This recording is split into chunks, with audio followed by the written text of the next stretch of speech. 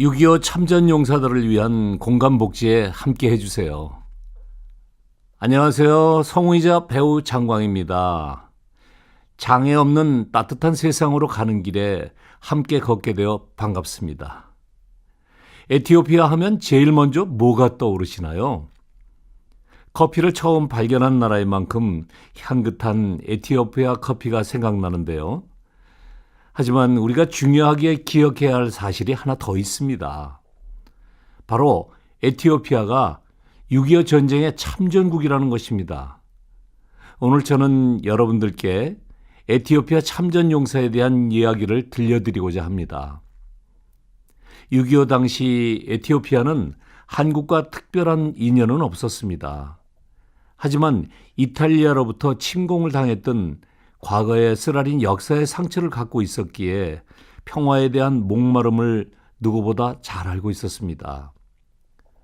에티오피아 참전용사 6,037명은 1951년 4월부터 1953년 3월까지 약 2년간 총 5회에 걸쳐 253회 전투에 참여했습니다.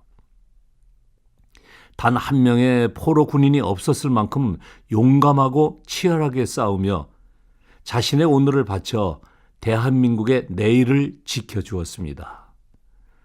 뿐만 아니라 한국 전쟁 고아를 보살피기 위해 고아원을 세우고 도움의 온기를 전해주었다고 합니다.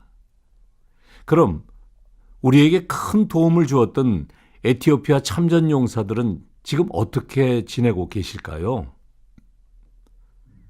더 늦기 전에 에티오피아 참전용사에게 감사의 마음을. 따뜻한 동행은 69년 전 한국을 도와준 에티오피아 참전용사들로부터 값없이 받은 은혜를 어떻게 갚을 수 있을지 고민했습니다.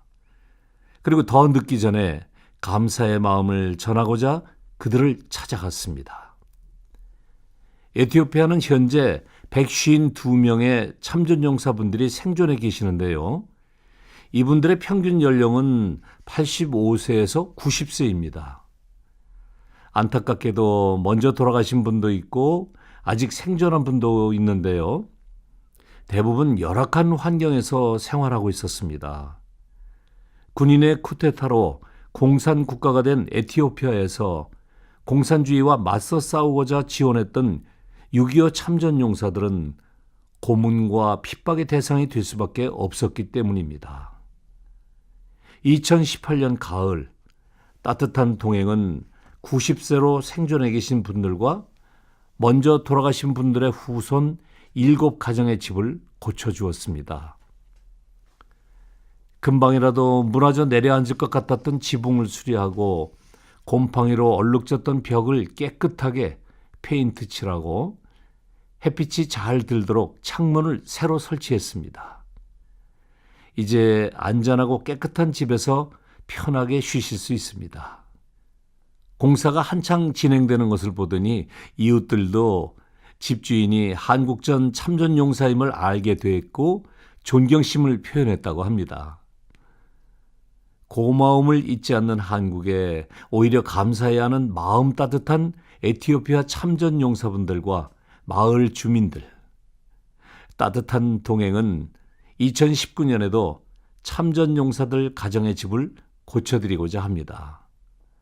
한국전쟁 참전 당시 어깨와 다리 부상으로 하반신을 사용할 수 없는 장애를 입은 테라다 메르샤 씨는 부인과 이혼모인 딸, 손녀 4명이서 함께 생활하고 있습니다.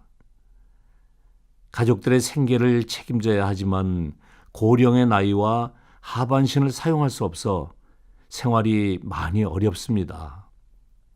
메르샤 씨의 집은 담장과 천정, 지붕이 무너지기 직전이고 수도가 고장나서 물이 잘 나오지 않아 생활이 많이 불편합니다. 뿐만 아니라 가족 7명이 사용하기에 너무 좁은 화장실과 부엌을 넓히는 공사도 필요합니다. 내가 살아있을 때 나와 내 가족들이 사는 집을 고쳐준다고 하니 한국전 참전한 덕분입니다. 메르샤 씨는 아프기만 했던 참전의 기억이 이제는 자랑스럽고 감사한 마음으로 바뀌게 되었다고 하십니다. 장애 없는 따뜻한 세상을 만드는 따뜻한 동행은 2013년부터는 국내를 넘어 네팔, 베트남, 필리핀 등 해외 장애인 시설 및 가정을 발굴하고 이들의 공간을 바꿔주는 공간 복지 사업을 펼치고 있습니다. 작년부터는 에티오피아 참전용사와 후손들의 가옥을 개보수하는 사업을 시작하였습니다. 에티오피아 참전용사들의 희생정신을 기억하고 감사의 마음을 전하는 따뜻한 동행의 에티오피아 참전용사 지원 사업에 따뜻한 마음을 가진 여러분들의 많은 사랑과 후원을 부탁드립니다. 감사합니다.